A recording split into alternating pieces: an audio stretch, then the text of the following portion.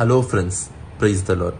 இந்த உலகத்தில் கர்த்தர் நம்மளை படைத்ததற்கான நோக்கம் என்ன அப்படின்னா நற்கிரியை, அதாவது மற்றவங்களுக்கு நல்லது செய்யறதுக்கு.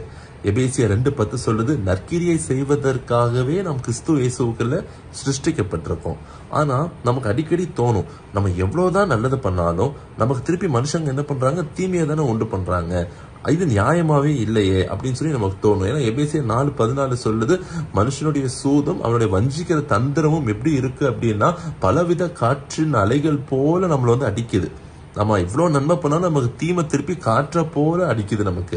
அப்புறம் இது நியாயமா அப்படின்னு சொல்லி நமக்கு பல வேளை யோசனை வரும். ஆனா மத்தேயு 12:10 சொல்லுது, அவர் நியாயத்திற்கு ஜெயம் கிடைக்கிற வரைக்கும் அவர் நெறிந்த நாணலை முறிக்காமலும் மங்கி எரிகிற திரியை அணைக்காமலும் நம்மளை காக்கிறார்.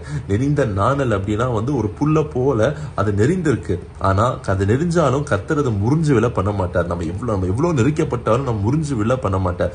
அதே போல ஒரு தீ அணைய போற சிச்சுவேஷன்ல இருக்குன்னா நம்மளாம் என்ன செய்வோம், ஒரு கேண்டில் அணைய போதுன்னா உடனே என்ன பண்ணுவோம், அதை கையை வச்சு அதை மூடி அதை அணையாதபடி காப்போம். அதுதான் யாத்திராகமம் 32:22 சொல்லியிருக்கு, நான் கடந்து போகும் மட்டும் என் கரத்தினால் உன்னை மூடுவேன்.